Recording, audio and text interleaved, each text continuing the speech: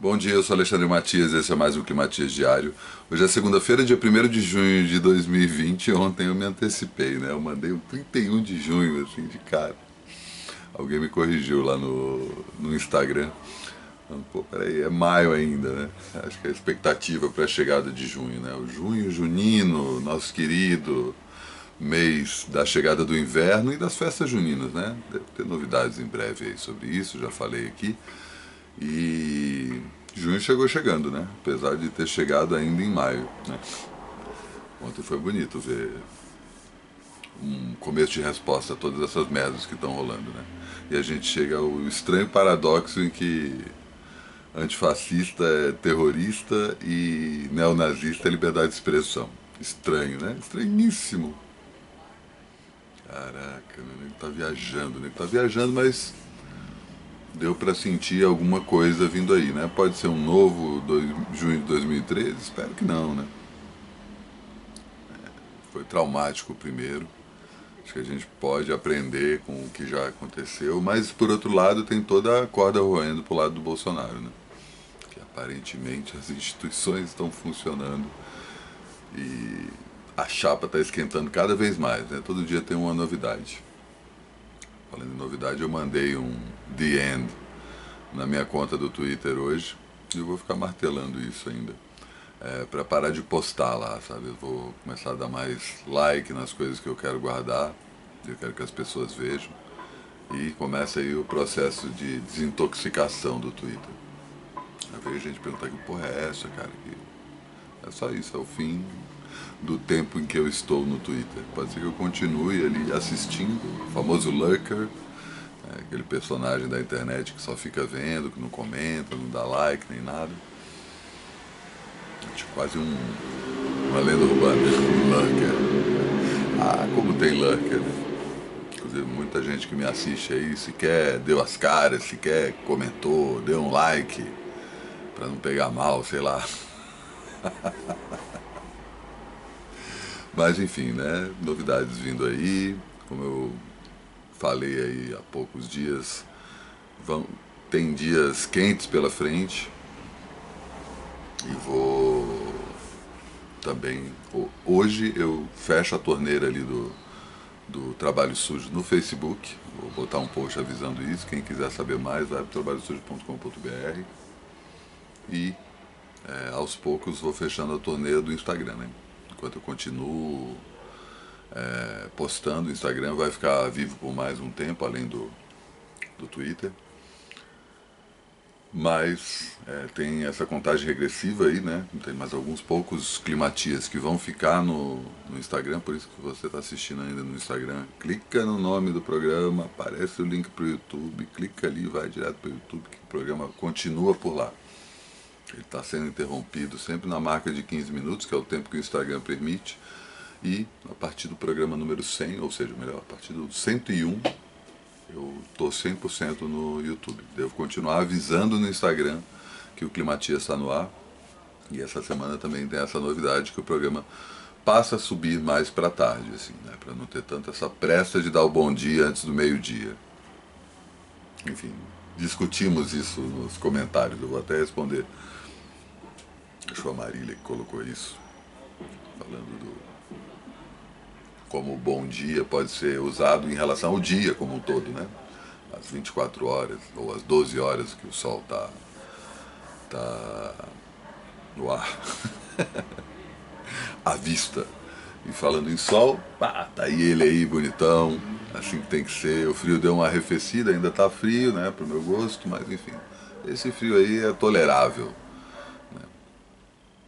Embora acho que vem mais frio por aí. Tomara que não, né? Teve um inverno passado desse que o máximo que aconteceu foi uma semana de frio, pra mim tá ótimo.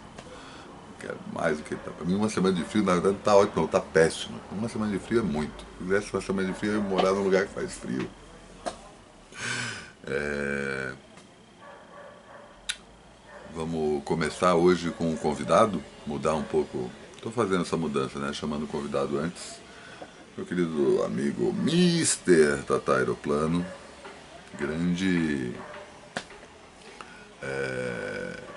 espectador aqui do Climatias, está sempre me escrevendo e comentando. Às vezes ele comenta no próprio YouTube. E aí também fica essa, né? Tem muita gente que comenta direto comigo o que rolou, ou me manda mensagem, ou me manda e-mail. E tipo, pô, comenta ali pra galera também ouvir, saca? Tipo, rola ali uma conversa entre pessoas que têm interesses em comum. No caso, esse programa que eu tô fazendo. Vou chamar aqui Mr. Tata Aeroplano, que vai dar suas dicas. Diga lá, Mister. Salve galera, salve Matias, Tata Aeroplano na linha. Pô, é uma honra participar do Climatias, que eu venho acompanhando já há um bom tempo, né? E aliás, Matias, valeu pela lembrança do meu aniversário aí semana passada. Alguns amigos que assistiram ao Climatias vieram me dar os parabéns. Então, pô, valeu a lembrança, tamo junto aí, viu, cara? Pô, demais. Eu vou falar de livros. Livros, eu gosto muito de ler, cara, e tenho sempre um livro e vou emendando um livro no outro. Mas nos últimos anos, um dos livros que eu li que realmente mudaram muitas coisas, assim, foi o A Queda do Céu, do David Copenau. Um livro fundamental para a gente se conectar a ele nesse período, passar para as outras pessoas lerem.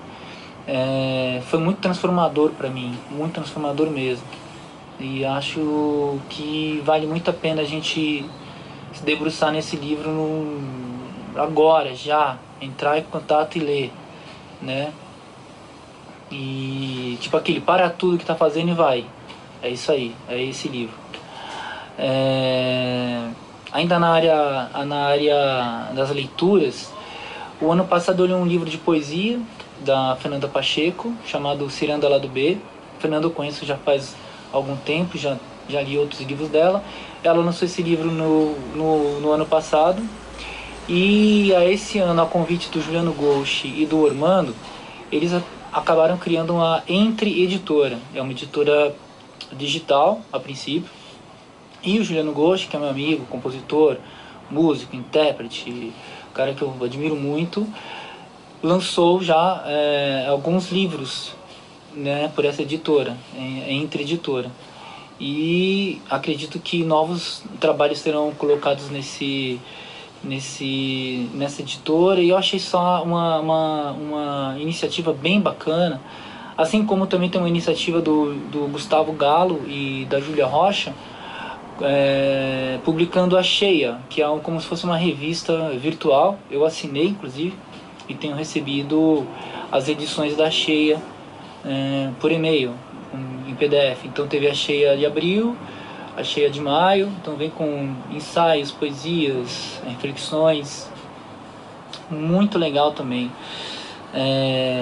Partindo aí das leituras para a música, esse ano, a convite do André Prando, que é um compositor, músico, intérprete capixaba, né? O Juliano Golch também é capixaba, o Ormando também. E o André Prando é o cara que eu tenho escutado muito, um compositor compulsivo, também acabou de lançar um EP. Ele me convidou para participar do festival Sérgio Sampaio, né? Um festival online que rolou em abril, já devido a pandemia e tudo mais. E lá eu assisti um show do Irã Barreto interpretando Sampaio e tal. E depois eu fui conhecer a obra do Irã Barreto. E fiquei muito fã, gostei muito, muito. Particularmente, cara, eu recomendo aqui um disco que ele lançou, que é o segundo disco da carreira dele, chamado Ao Gosto dos Anjos, né, que está nas plataformas todas aí. Mas esse disco me chamou muito a atenção, então eu tenho escutado, tenho entrado nesse universo. Eu gosto muito de escutar música, né, então a música faz parte do meu dia a dia de maneira muito intensa. E então me encantei com esse trabalho. Eu tive também a semana passada, fiz uma live com ele, a gente trocou uma ideia, trocou um papo, fizemos músicas. E é isso, cara.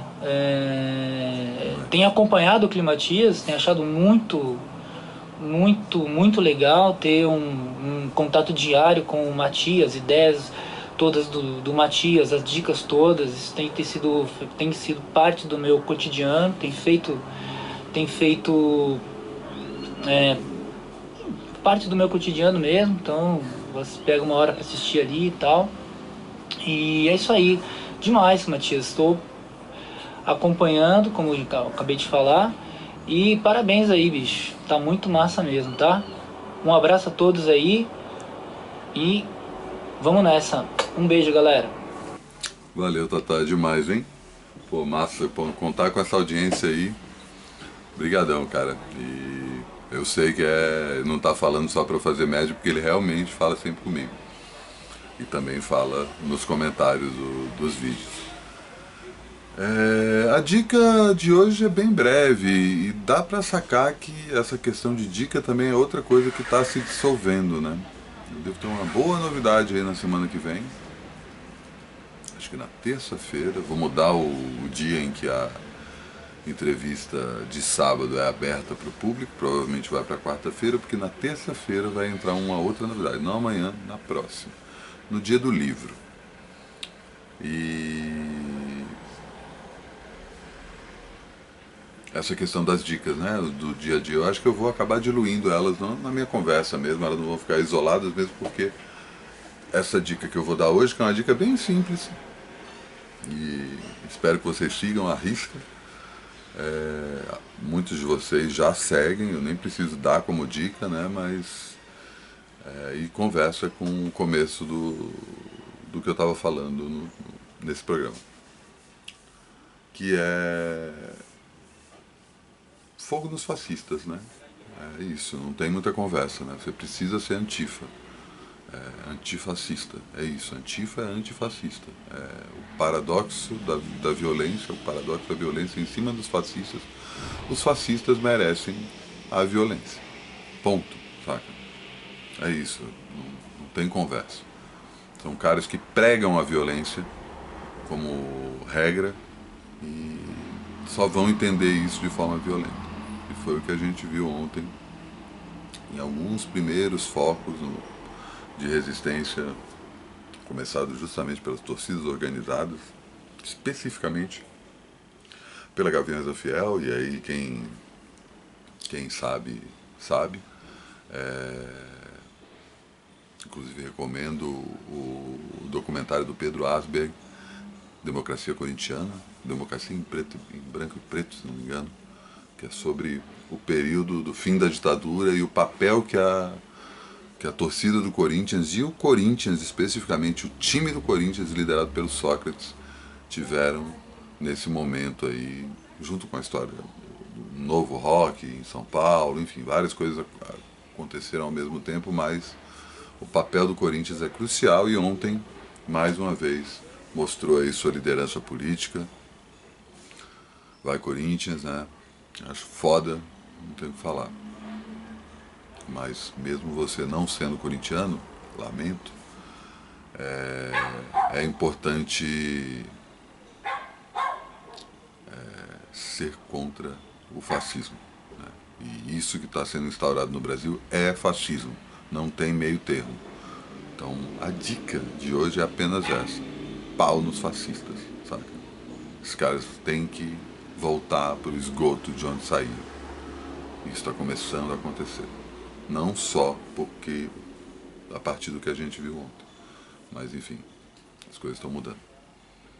E segunda-feira é dia de disco. Eu vou puxar um clássico psicodélico. Eu estava fuçando nos Vidas Fodonas mais antigos e deve ter uma novidade em breve aí sobre Vidas Fodonas mais antigos, e o 200 ou 201. Eu falo que o programa está entre a psicodelia e a pista de dança, e talvez essas sejam as minhas manifestações musicais favoritas. Eu adoro todo tipo de música, adoro chororô indie, adoro música acústica, essa coisa das raízes, enfim, música eletrônica, mas tem duas coisas que para mim são os meus polos nessa história e transcendem épocas, né, transcendem cenas, que é a psicodelia e a pista de dança. São duas coisas, para mim, são pontos de luz, focos de luz, meus horizontes. E eu vou pensar aqui um clássico psicodélico. Music from Unfinished Film Script, Dusk at Cubby's Castle. Esse é o nome certinho. Music from an Unrealized Film Script, Dusk at Cubby's Castle, do Olivia Thermal Control, uma das melhores bandas psicodélicas de todos os tempos, um dos grandes discos dos anos 90, um clássico, um classicaço, que muito pouca gente ouviu, infelizmente. E aí fica essa dica, não só em relação a esse disco maravilhoso, é um disco duplo, olha só que beleza, mas também em relação ao coletivo de onde saiu o Olivia Thermal Control. O coletivo Elephant Six, que surgiu na cidade de Denver, no Colorado, nos Estados Unidos, fundado a partir de 4 caras, Will Cullen Hart e o Bill Doss, que são os fundadores do Olivia. Esse é o primeiro disco do Olivia, OTC, Olivia Thermal Control. Cara, se prepara, é uma viagem. Você conhece, sabe bem o que eu estou falando. O Robert Schneider, que depois criou o Apples in Stereo, e o Jeff Mangun, que depois fundou o Neutron Milk Hotel. Essas são as 3 bandas base desse coletivo Elephant Six, que tem várias outras bandas, enfim, tem a Music Tapes of Montreal, Elf Power, tem umas bandas meio Gurbius, Beula, Pipes You See, Pipes You Don't. Tem muita banda legal, mas essas são as principais bandas, e o Olivia especificamente é a minha banda favorita, embora o Neutron Milk Hotel tenha um espaço no meu coração, especificamente por um disco, né? Vocês sabem qual. Depois eu vou falar dele aqui daqui a um tempo e tal. Mas esse disco, que foi gravado entre 93 e 96, ele foi lançado em 96, ele é como se fosse... Eles falam isso na época, né, inclusive. Eu lembro quando foi lançado, eu tenho inclusive a versão original, que essa versão em vinil não é o formato que ele foi lançado originalmente, né. É a versão em CD da época, caixinha pra encaixar de cabeça para baixo. E tem também esse outro disco que eles lançaram na mesma época, logo depois, que chama... Como é que é o nome? É difícil tirar, depois eu vejo. Acho que é... Não lembro, cara, não vou lembrar. Eu não tenho um nome fácil no disco. Que é uma espécie de um contraponto. Mas na época, ali nos anos 90, havia toda a lenda sobre o Smile, do Pet Sounds, né, que é o disco que o Brian Wilson não conseguiu completar porque ele ficou louco no meio do processo. O Brian Wilson tinha feito o Pet Sounds, que eu já comentei aqui, né, um disco maravilhoso, uma resposta ao Rubber Soul Beatles, e o Pet Sounds foi uma provocação que o Paul McCartney entendeu e falou, tá, beleza, então vou respondeu com o Sgt. Peppers. E o Brian Wilson, então tá, eu vou tentar responder à altura, só que nisso o cara fritou. O disco que é lançado na época chama Smile, que é ótimo também, mas não dá pra...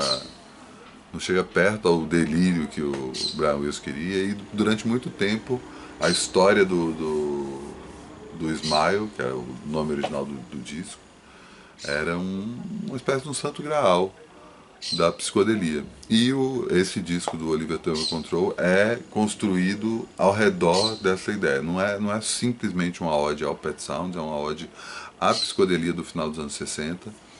Tem referências ao primeiro disco do Pink Floyd, ao Odyssey and Oracle dos Zombies, muita coisa dos Beatles, claro, mas ao mesmo tempo tem uma sonoridade própria, não é um disco fácil.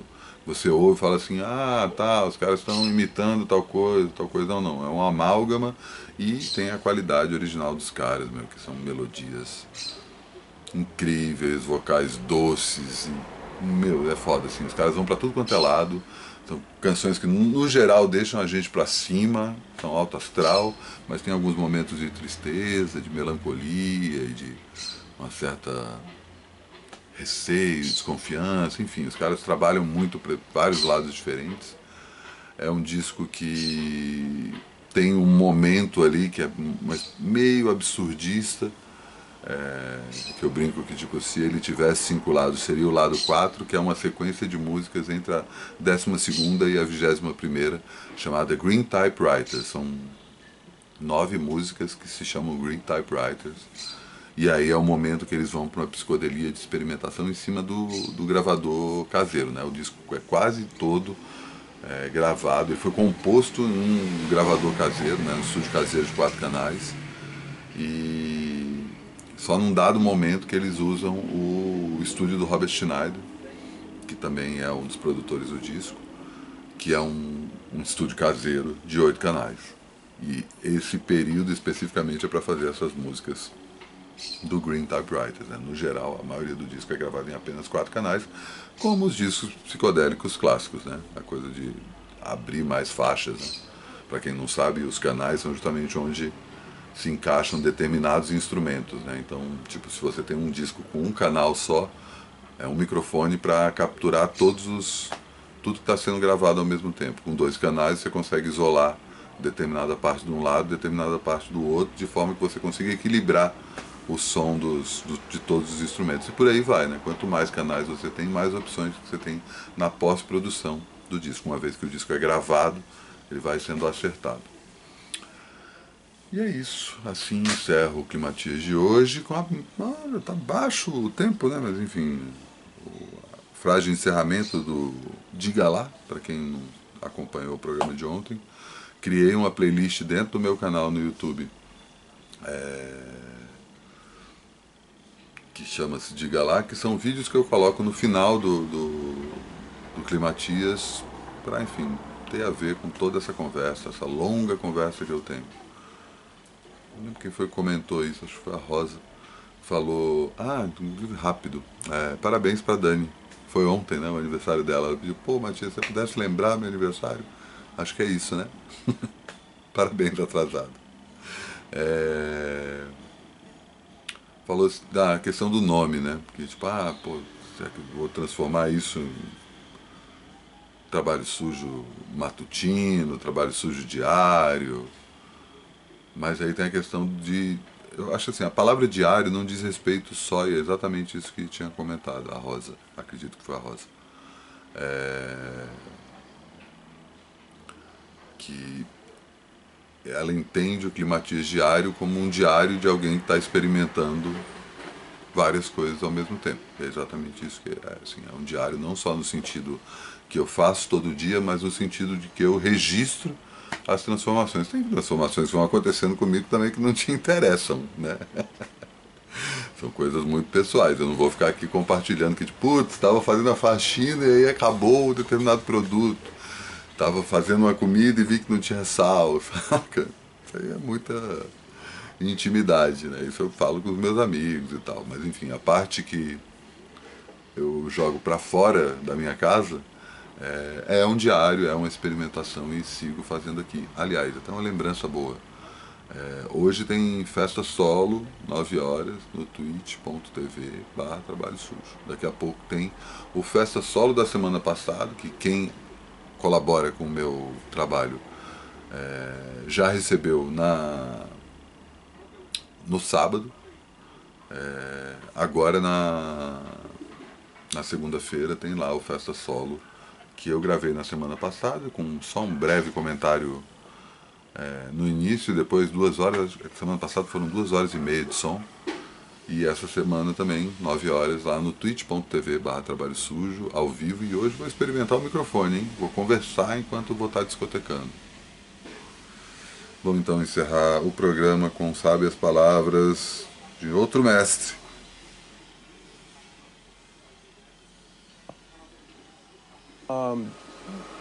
eu não tô fazendo esse disco exatamente assim pra fazer uma coisa diferente da Legião Urbana, nada.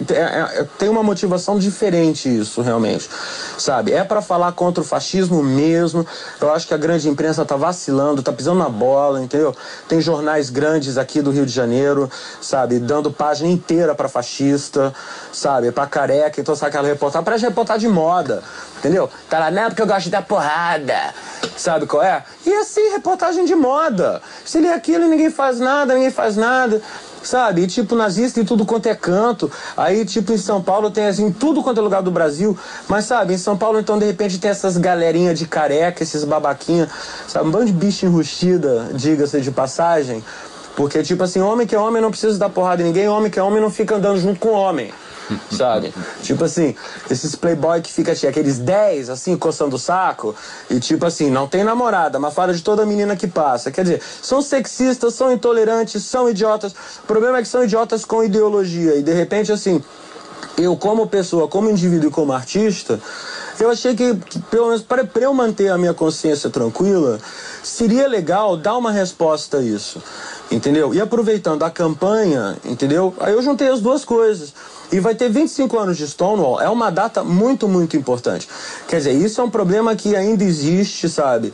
Assim, eu não vou poder me alongar aqui nessa história, mas é uma coisa meio complicada isso, sabe? E daqui a pouco, sabe, tem gente aqui no Brasil que tá com esses papos, não, os militares têm que voltar. Imagina, isso é uma coisa que aconteceu há menos de 10 anos atrás, a gente já tinha militar no poder. Será que esse povo esqueceu? Sabe, será que eles esqueceram? Será que nós esquecemos? Sabe, como é ruim não ter liberdade? Sabe qual é? E é fascista sendo eleito na Inglaterra e fascista sendo eleito na Rússia. Aqui na América do Sul a gente já tem o Fujimori, já tem um bando de babaca aqui no Brasil. Não, que a gente precisa de um Fujimori. Sabe, isso é muito complicado, isso é muito complicado. E como é que eu posso, sabe, trabalhar isso? Colocando pra fora, fazendo um disco que de repente assim, eu coloco o que eu sinto e tudo, e se isso puder ajudar as pessoas, pô, vai ser o máximo. E o lance do disco é o seguinte, vai ter um folheto com as letras, né, todas, eu tô vendo se eu coloco uma tradução também para as pessoas saberem assim, o que rola, né, e vai ter no disco uma lista com endereços e telefones de diversas organizações e instituições não governamentais, que isso é importantíssimo, são assim, as ONGs que chama, né, hoje em dia, e organizações e instituições essas que de repente assim promovem a defesa dos direitos humanos.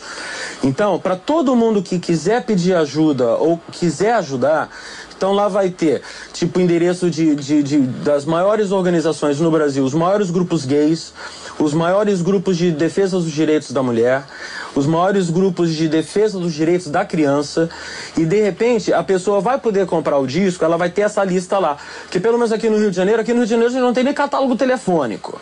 Entendeu? Então é uma coisa complicada. E de repente a pessoa às vezes quer ajudar, mesmo a campanha do Betinho. Vai vir todos os endereços dos comitês, tudo, e a gravadora concordou com isso, que eu achei uma coisa super legal. Então, de repente, se você tá com algum problema, não sabe a quem recorrer, vai lá, tá escrito lá, Sociedade Viva Cazuza, vai ter endereço do Greenpeace, entendeu? Grupo Dignidade, sabe? Instituto da Mulher Negra, tudo, sabe? Eu acho isso uma coisa legal. Aliás, eu tenho trabalhado pra caramba telefonando pras pessoas que eu que tô produzindo, né? Então, mas eu acho que o importante é a informação. Eu acho que a base do fascismo, sabe, e do preconceito e da intolerância é a falta de informação, sabe? Porque eu acho que qualquer pessoa que tem informação já pensa diferente. A pessoa que lê, por exemplo, sabe que existem pessoas que pensam e que vivem de maneira diferente, que têm necessidades diferentes, que têm sensações diferentes, e que não é por causa disso que essa pessoa vai ter que ser maltratada e tudo. Então, eu não sou que nem, sabe, o cara da minha rua que tem o carro do ano, que assiste tal programa de televisão, então é o quê? Não, sabe, todo mundo tem direitos e tudo. 1994 isso, né? Mais de 25 anos.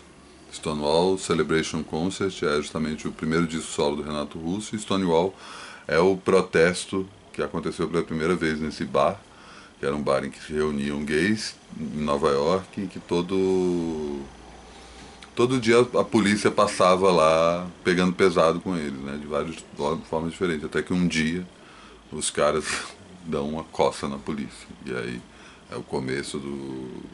não sei se é propriamente o começo oficial, mas é um dos marcos aí na luta pelos direitos LGBTQIA. Certo? É isso. Encerrando aqui mais um Climatias. Bom dia.